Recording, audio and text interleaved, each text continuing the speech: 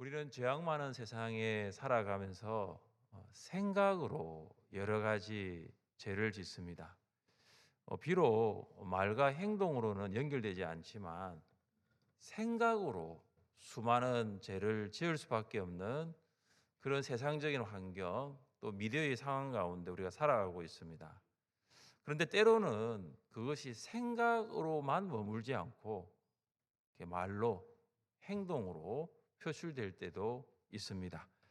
그러면 이 말과 행동은 다른 사람에게 상처를 주고 때로는 공동체를 신뢰하지 못하게 하고 급기야 돌이킬 수 없는 결과를 초래하기도 합니다. 의식하고 범하는 죄도 있지만 의식하지 못한 채 범하는 죄도 아주 많습니다. 오늘 본문은 이스라엘 백성이 죄를 범하였을 때 하나님께 제물을 드리는 것과 용서받는 것에 관한 내용입니다. 죄를 범하는 것을 크게 두 가지로 구분을 하고 있습니다. 먼저는 부지 중에 죄를 범하는 경우와 그리고 또 다른 것은 고의로 죄를 범하는 경우입니다. 그럼 부지 중에 죄를 범하는 것은 본이 아닌 것입니다. 그러니까 실수로 죄를 짓는 것을 말합니다. 그런데 고의로 죄를 범하는 경우는 이것은 실수가 아닙니다. 이것은 의도적으로 죄를 범하는 것입니다. 오늘 본문 22절부터 29절까지는 부지 중에 죄를 범하는 경우에 관한 말씀입니다. 22절입니다. 너희가 그릇 범죄하여 여호와가 모세에게 말씀하신 이 모든 명령을 지키지 못하되 곧 여호와께서 모세를 통하여 너희에게 명령한 모든 것을 여호와께서 명령한 날 이후부터 너희 대대에 지키지 못하여. 여기 그릇 범하여라는 말이 나오죠. 이건 무슨 말입니까? 알지 못하고 죄를 지었다는 것입니다. 그러니까 몰라서 죄를 지은 것이죠. 실수로 죄를 지은 것입니다. 충분히 그럴 수 있지 않습니까? 그릇 범죄하여, 그러니까 고의성이 전혀 없는 비고의적인 범죄를 가리킵니다. 이스라엘 백성은 하나님께서 모세를 통하여 명령한 모든 명령을 지키지 못합니다. 그러면 이스라엘 백성은 이렇게 말할 수 있죠. 알지 못해서 죄를 지었습니다. 몰라서 죄를 지었습니다. 실수로 죄를 지었습니다. 이렇게 말을 할 수 있지 않습니까? 그러면 하나님께서 뭐라고 말씀하십니까? 알지 못하여 지은 죄가 합리화될 수는 없다라고 말씀하십니다. 몰라서 죄를 지은 것이 그것이 변명이 되어서는 안 된다라고 말씀하십니다. 또한 하나님께서 실수로 죄를 지은 그 실수가 죄를 정당화할 수는 없다라고 말씀하시는 것입니다. 여러분, 왜 하나님께서 알지 못해서 몰라서 실수로 비고의적으로 지은 죄에 대해서 물으십니까? 여러분, 이것은 이스라엘 백성과 이스라엘 공동체를 위한 것입니다. 여러분, 이스라엘 백성은 하나님께서 거룩하시기 때문에 거룩한 삶을 살아야 합니다. 그들은 가나안 족속, 즉 이방인들과는 완전히 다른 거룩이라는 정체성을 가지고 있습니다. 뿐만 아닙니다. 이스라엘 공동체도 마찬가지입니다. 거룩한 공동체입니다. 그래서 하나님께서는 이스라엘 백성과 이 공동체가 거룩하게 되기를 간절히 원하셨습니다. 그래서 일상에서 정한 것과 부정한 것을 구별할 줄 알아야 하고, 그리고 정한 것을 선택하면서 그 정한 것을 따라가는 삶을 살아야 합니다. 그래서 하나님께서 공동체가 부지 중에 죄를 지었을 경우와 또 하나는 한 개인이 부지 중에 죄를 지었을 경우에 대해서 따로 말씀하십니다. 자, 먼저 공동체가 이것이 죄인지 모르고 지었던 그 죄에 대해 살펴보겠습니다. 자, 24절과 25절을 함께 읽겠습니다. 24절과 25절입니다. 회중이 부지 중에 범죄하였거든 온 회중은 수송아지 한 마리를 여호와께 향기로운 화제로 드리고 규례대로 소제와 전제를 드리고 순염소 한 마리를 속죄제로 드릴 것이라. 제사장이 이스라엘 자손의 온 회중을 위하여 속죄하면 그들이 사함을 받으리니 이는 그가 부지 중에 범죄함이며 또 부지 중에 범죄함으로 말미암아 헌물 곧 화제와 속죄제를 여호와께 드렸습니다. 아멘. 자, 여기 보시면은 공동체가 부지 중에 범죄하였을 경우에 어떻게 해야 되는지가 나와 있죠. 자, 소제와 전제와 함께 수송아지 한 마리를 화제로 드리고, 그리고 순염소 한 마리를 속죄제로 드려야 합니다. 여러분, 화제가 무슨 말입니까? 화제. 이 화제는 다른 말로 번제입니다. 여러분, 번제는 이 재물을 완전히 태우는 것을 번제라 그러거든요. 그래서 성경에 보면 번제를 다른 말로 화제로 나와 있죠. 수송아지를 번제를 드릴 때에 두 가지가 함께 가야 되는데 그것이 소제와 전제입니다. 여러분, 소제는 우리가 지난 시간 살펴봤죠. 소제는 고운 가루로 드리는 것이 소제고, 전제는 포도주와 함께 드리는 것입니다. 그러니까 이스라엘 공동체가 범죄했을 때는 번제를 드리는데 그게 뭘 넣냐면 고운 가루와 포도주와 함께 번제로 드리는 것입니다. 그리고 난 다음에 속죄제를 드립니다. 자, 그리고 하나님께서 이제 개인이 부지 중에 범죄하였을 경우에 대해서도 말씀하고 있습니다. 자, 27절과 28절입니다. 27절과 28절 같이 읽겠습니다. 만일 한 사람이 부지 중에 범죄하면 1년 된 암염소로 속죄제를 드릴 것이요, 제사장은 그 부지 중에 범죄한 사람이 부지 중에 여호와 앞에 범한 죄를 위하여 속죄하여 그 죄를 속할지니 그리하면 사함을 얻으리라. 아멘.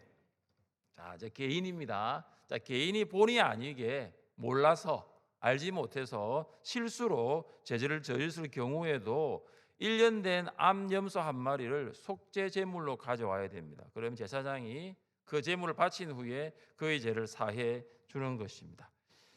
여러분, 우리가 이 24절, 25절, 또 27절, 28절을 보면서 공동체와 개인이 부지 중에 범죄했을 때 어떻게 해야 하는가를 살펴보았습니다.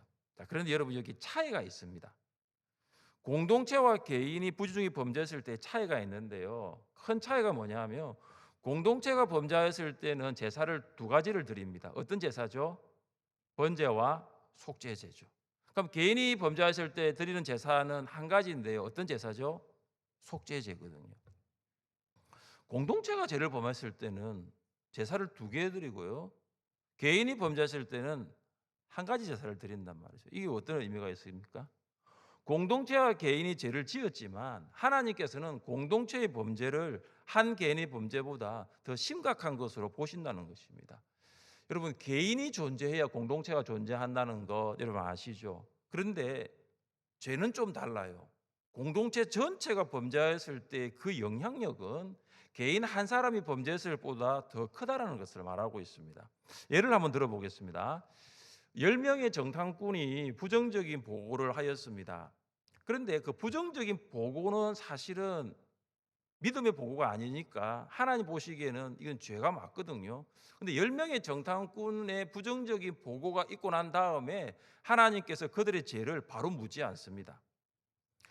그들의 보고를 들은 이스라엘 백성들이 이 모세와 아론을 원망하고 애굽으로 돌아가자고 하였을 때 하나님이 이스라엘 백성들을 책망하시는 것이 나와 있거든요.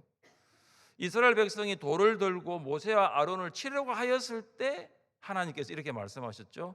이 백성이 어느 때까지 나를 멸시하겠느냐? 내가 그들 중에 많은 이적을 행하였으나 어느 때까지 나를 믿지 않겠느냐? 이스라엘 백성이 멸시한 사람들은 모세와 아론이었는데 하나님께서는 그걸 어떻게 보십니까? 나를 멸시하였다라고 보시는 것입니다. 여러분, 10명의 정탐꾼의 영향력도 대단하지만 그들보다 더 큰 것은 공동체 전체 영향력입니다. 한 공동체가 범죄하면 그 공동체의 현재뿐만 아니라 미래를 좌우한다는 거예요. 여러분, 그리고 공동체와 개인이 속죄제를 드린 것을 보면서 우리가 삼아야 할 교훈이 있습니다. 똑같이 속죄제는 공동체나 개인이 범죄했을 때 드리는 제사거든요. 이거 무슨 말입니까? 공동체와 개인이 부지 중에 본의 아니게 저지른 죄라 할지라도 하나님께서는 그것을 다 보고 계신다라는 것입니다. 공동체가 지은 죄도 하나님 다 보고 계시지만은 그 많은 공동체 안에 한 개인이 지은 죄도 하나님이 다 보신다는 것입니다. 여러분, 속죄제는 구약에서 죄 지은 사람을 용서하는 하나님의 방법입니다. 속죄제를 드림을 통하여 모든 그 죄를 씻음 받기를 원하셨던 것입니다. 여러분, 하나님께서 이스라엘을 향한 거룩의 수준이 아주 높습니다. 여러분 생각해 보십시오. 이스라엘이 죄를 짓고 난 다음에 알지 못해서 죄를 지었습니다. 몰라서 죄를 지었습니다. 실수로 죄를 지었습니다 하면은 넘어갈 수 있죠. 근데 하나님은 결코 넘어가지 않는다는 사실이에요. 무의식적으로 잘못을 하거나 실수를 하고 죄악을 범했을지라도 하나님께서는 반드시 속죄함을 받아야 한다라고 말씀하고 있습니다. 하나님께서는 부지 중에 지은 죄라도 고의적이지 않는 죄라 할지라도 이스라엘 백성이 하나님께 온전히 드리기를 원하고 죄 씻음 받기를 간절히 원하십니다. 무슨 말입니까? 하나님과 교제가 회복되기를 원하신다는 것입니다. 죄를 지은 자, 부정하게 된 자들, 거룩하신 하나님과 교제가 단절되었습니다. 그래서 속죄제를 드림을 통하여 그 단절된 하나님과의 관계가 연결되기를 간절히 원하셨습니다. 그래서 속죄제는 무엇입니까? 하나님과의 거룩한 교제를 유지할 수 있는 장치를 말합니다. 사랑하는 성도 여러분, 우리는 더 이상 이 속죄제와 같은 제사를 드릴 필요는 없습니다. 예수님은 십자가에서 단번에 드려진 희생 제물입니다. 예수 그리스도의 속죄함으로 우리는 단번에 하나님을 아바 아버지라고 부르는 하나님의 백성이 된 줄 믿습니다. 염소의 피, 송아지 피가 아니라 예수 그리스도 십자가의 보혈로 우리는 제사함을 받은 줄 믿습니다. 같이 말씀을 읽어보겠습니다. 하물며 영원하신 성령으로 말미암아 흠없는 자기를 하나님께 드린 그리스도의 피가 어찌 너희 양심을 죽은 행실에서 깨끗하게 하고 살아계신 하나님을 섬기게 하지 못하겠느냐. 아멘. 한 분이 주무셔가지고 말씀을 같이 읽었어요. 한 분이 딱 주무셔 계시더라고요. 자, 짐승의 피는 육체적이고 의식적으로 정결하게 할 수는 있지만 이 짐승의 피는 양심적으로 내면적으로는 정결하게 하지 못한다는 것입니다.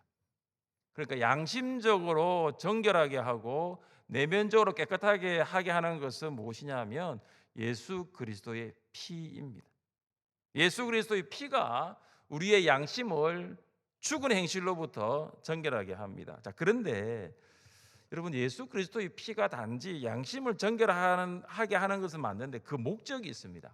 방금 여러분이 읽은 그 말씀해 보시면은 왜 예수 그리스도의 피가 우리의 양심을 정결하게 합니까? 거기에 대한 답이 이것입니다. 살아계신 하나님을 예배하기 위해서입니다. 여러분, 짐승의 피는 하나님께로 나아가는 길을 열지 못합니다. 여러분, 짐승의 피를 가지고는 하나님께 직접 나아갈 수가 없습니다. 그러나 예수 그리스도의 피는 하나님께로 나아가는 길을 열어 놓아 주신 줄 믿습니다. 우리가 그 길을 통하여 하나님께로 직접 나아갈 수 있는 것입니다. 그래서 예배가, 특별히 우리가 주일 드리는 그 주일 예배가 신앙생활의 본질이고 중심인 것입니다. 우리가 6일 동안 살아가면서 여러분, 얼마나 우리가 부지 중에 죄를 많이 짓습니까? 알지 못하고 짓는 죄들이 참 많습니다.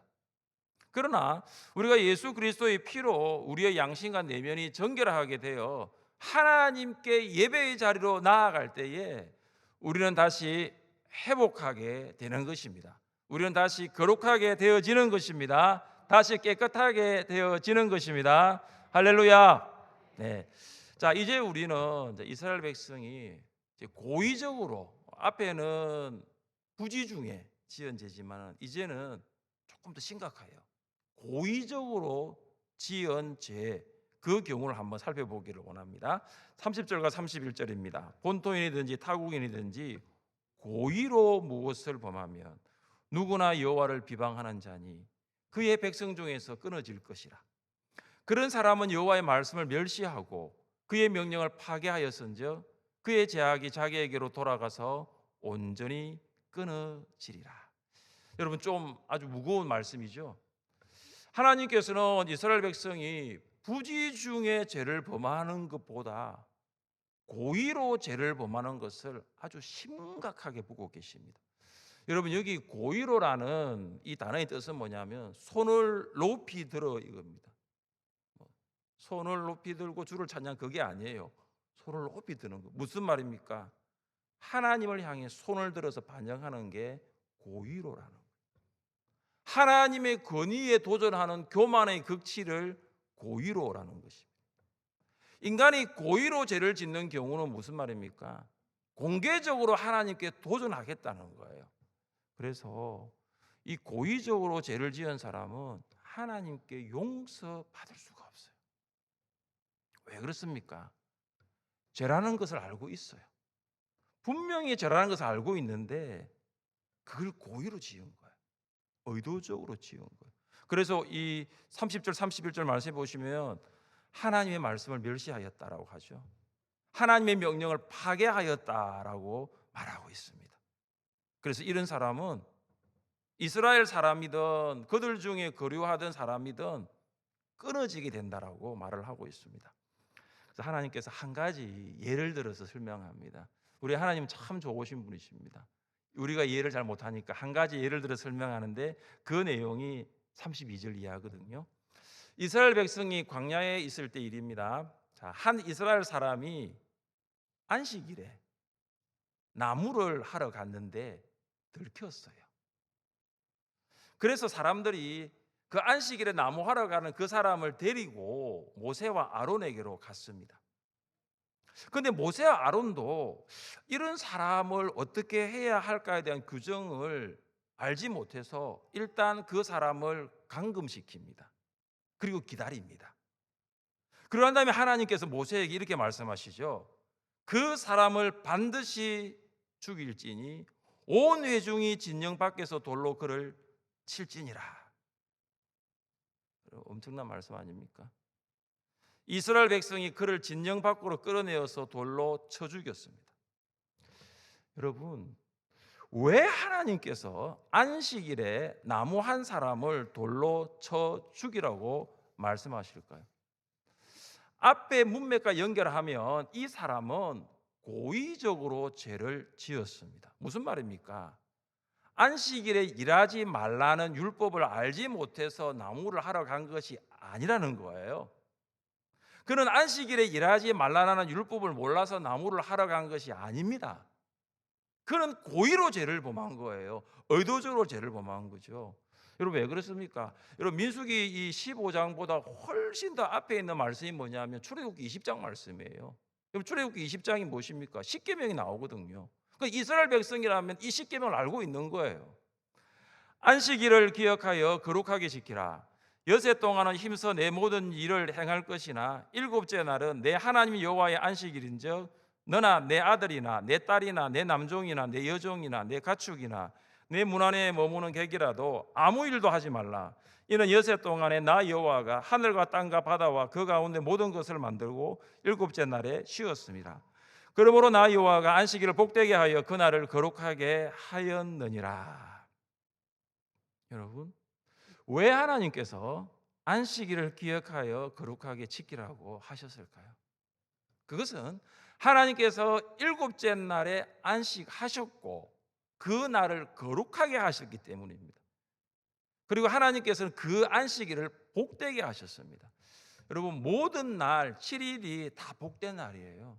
그러나 하나님께서는 특별히 안식일을 복되게 하셨습니다. 우리가 주일을 지켜야 하는 이유도 마찬가지입니다. 여기에서 무엇을 하라 하지 말라라고 제가 이야기하기로는 시간이 부족합니다. 그러나 중요한 것은 우리가 주일을 지켜야 하는 이유는 뭐냐면은 하나님께서 주일을 복되게 하셨어요. 주일은 우리를 구원하기 위하여 십자가에 죽으신 예수님께서 부활하신 날입니다. 주님이 주일날 부활하지 않았다면 우리도 구원받을 수 없었고 우리도 이 자리에 있을 수 없는 사람들이었어요. 그래서 주일은 어떤 날입니까? 주님이 부활하셔서 우리를 구원하시고 내가 구원받아 하나님의 자녀가 되게 하신 그 날이 주일이라는 거죠. 그러니까 우리가 그 주일을 지키는 거예요.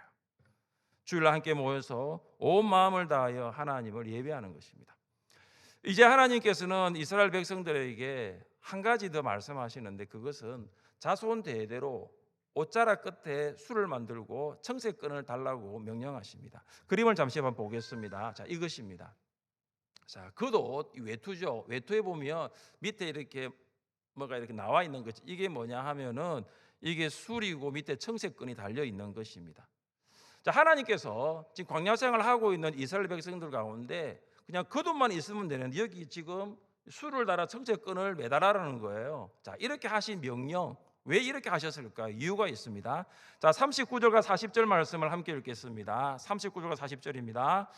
이 술은 너희가 보고 여호와의 모든 계명을 기억하여 준행하고 너희를 방종하게 하는 자신의 마음과 그래야 너희가 내 모든 계명을 기억하고 행하면 너희의 하나님 앞에 거룩하리라. 아멘. 여러분, 하나님께서 이스라엘 백성들에게 그냥 겉옷을 입고 가면 되는데 거기에 술을 만들고 청색끈을 달라간 이유가 있어요. 여러분, 방금 읽은 말씀 보시면은 여호와의 모든 명령을 기억하기 위해서, 하나님의 말씀을 기억하기 위해서. 여러분, 말씀을 기억해야지 준행할 수 있거든요. 말씀을 기억해야지 방종하지 않을 수 있습니다. 말씀을 기억해야지 거룩하게 살 수가 있습니다. 말씀을 기억해야지 우리의 마음과 우리의 눈의 욕심을 따라 죄를 짓지 않을 수 있거든요. 그래서 이 겉옷에 청색끈을 다는 이유는 무엇입니까? 이걸 보면서 내가 세상에 물들지 말아야 되겠다. 이걸 보면서 내가 하나님의 말씀을 기억해야지. 내가 하나님의 말씀을 준행해야지. 그걸 기억하라는 거예요. 여러분, 이스라엘 백성이 가나안 땅에 들어가면 참 그곳에는요, 하나님을 알지 못하는 가나안 사람들이 너무나 많습니다. 그러니까 가나안 사람들의 문화, 그들의 풍조를 따라가면 하나님의 거룩한 백성이라는 정체성을 잃어버릴 수가 있는 거예요. 그래서 하나님께서는 이 겉옷에 술을 달아가지고 그것을 보면서 너는 하나님의 백성이야, 나는 하나님의 백성이라는 그 거룩한 백성을 잊지 않고 살라는 것입니다. 여러분, 이것은 이 술에 이 만들어진 이 끈이 청색이거든요. 이거와 관련이 있습니다. 여러분, 이 청색은 매우 진귀한 색을 말하는 거예요. 여러분, 이 청색은 지금 요즘 뭐 전쟁 나는 그 레바논, 그죠? 이스라엘과 레바논의 그 해안가에 사는 달팽이에서 채취되는 물감을 말합니다. 그래서 12,000마리의 달팽이에서 생산되는 이 청색 물감이 1.4g입니다. 그램. 12,000마리 달팽이를 해도 1.4g밖에 청색 물감이 만들어지지 않아요. 그러니까 얼마나 비싸겠습니까? 그래서 이 청색끈은 아무나 하지 않습니다. 누가 합니까? 왕이 합니다. 왕족이 하는 거예요. 이 청색은 그래서 어떤 것을 의미하냐면 왕족을 나타내는 색이에요. 이스라엘 백성이 청색으로 된 술을 이 겉옷에 달았다는 것은 무슨 말입니까? 그들이 왕이신 하나님의 자녀라는 거예요. 얼마 전까지만 해도 이스라엘 백성은 애굽 바로의 노예로 살았습니다. 그들의 신분이 무엇이었습니까? 아주 보잘것없는 노예였습니다. 그런데 하나님께서 은혜와 능력으로 이스라엘 백성을 출애굽하게 하시고 그들을 구원하셨습니다. 이제 그들은 노예가 아니에요. 왕의 자녀가 되었고 왕의 가족이 된 것입니다. 그래서 이스라엘 백성이 이 청색으로 된 이 술을 볼 때마다 무엇을 생각합니까? 나는 왕의 자녀야. 나는 왕의 자녀라는 것입니다. 그래서 나는 가나안 땅에 살아가지만 이 가나안의 문화와 풍조를 내가 따르지 않는 이유는 나는 왕의 자녀예요. 나는 하나님이 내 아버지고 나는 하나님의 자녀라는 것을 그들이 기억하고 말씀을 준행할 수 있는 것입니다. 우리도 하나님의 은혜로 구원받기 전에는 공중의 권세 잡은 자 사탄의 노예였고 흑암의 종으로 살았습니다. 그러나 무조건적인 하나님의 은혜로 구원받아 하나님의 자녀가 되었습니다. 하나님이 원하시는 것이 무엇일까요?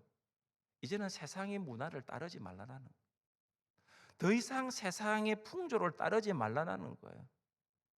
여러분, 그렇게 하기 위해서는 우리에게 하나의 장치가 있어야 돼요. 장치. 무엇입니까? 우리가 늘 하나님의 말씀을 기억할 수 있는 장치. 내가 죄를 짓지 않고 말씀을 따라 거룩하게 살아갈 수 있는 장치가 필요합니다. 여러분 그런 장치를 하나 가지세요. 최근에 41일 특별 새벽 기도회를 완주하신 분들 완주 기념 동판 있으시죠? 혹시 서랍 안에 넣어놓고 계신 거 아니시죠? 장치입니다, 장치. 그게 장치예요, 장치. 무엇입니까? 나는 하나님의 자녀야. 구하라 그리하면 이루리라. 내가 41일간 새벽을 깨웠지. 그래서 지금은 내가 세상 문화를 따라가는 것이 아니고 내가 하나님의 자녀로 내가 기도의 삶을 살아야 되겠다. 그게 장치가 되는 거죠. 어떤 성도님들은 스마트폰 배경 화면이 장치가 될 수 있습니다. 탁 열었는데 탁 첫 화면이 말씀이 있어. 그게 장치가 돼요. 어떤 분은 카카오톡 프로필 사진 그 앞에 있는 게 장치가 되는 거죠. 무엇입니까? 그것이 나를 붙들어 주는 거거든요. 하루에도 여러 번 스마트폰을 보지 않습니까? 근데 그 앞에 있는 말씀, 그 앞에 있는 장치가 있으면 그래 나는 하나님의 자녀지. 그 말씀을 기억하는 거예요. 그러면서 내가 생각도 거룩하게 할 수 있고 나의 말과 행실을 거룩하게 할 수 있도록 도와줄 수 있는 것입니다. 또 한 가지 장치가 있어요. 그것이 뭐냐면 지난주부터 주보에 실렸는데요. 해피 530입니다. 해피 530. 그것도 하나의 장치입니다. 여러분이 해피 530에 참석하시면 죄악 많은 세상에서 말씀을 기억하고 거룩하게 살 수 있습니다. 에흐예 아쉐르 에흐예. 뭐죠? 양문사님 뭡니까? 에흐예 아쉐르 에흐예. 새벽에도 오신 분 안 계십니까? 나는 스스로 있는 자라. 이게 에흐예 아쉐르 에흐예입니다. 하나님께서 직접 말씀하신 거잖아요. 모세에게. 하나님 누가 보냈냐 하면 내가 뭐라고 말해야 됩니까? 이름이 뭐냐고 물으면 제가 뭐라고 말해야 됩니까? 그러니까 하나님이 에흐예 아세르 에흐예 이렇게 하죠. 나는 스스로 있는 자라. 이거 하나만 기억해도 듣습니까? 맞아. 주님이 지금 나와 함께 계시니까. 아니 주님이 지금 성령으로 내 안에 계시니까 내가 어떻게 세상 가운데 살아갈 때에 하나님 앞에 내가 그렇게 거룩하게 살아가야지. 이렇게 우리가 생각할 수 있는 거예요. 여러분 우리가 사는 세상이 참 죄악 많은 세상입니다. 그냥 편한 세상이 아니에요. 정말로 죄악 많은 세상입니다. 이 죄악 많은 세상에서 여러분 하나님의 말씀을 기억하시고 그 하나님의 말씀을 준행하시고 하나님의 거룩한 백성으로 살아갈 수 있기를 주님의 이름으로 축복합니다. 우리 자리에 일어나셔서 우리 박수치며 찬양합시다.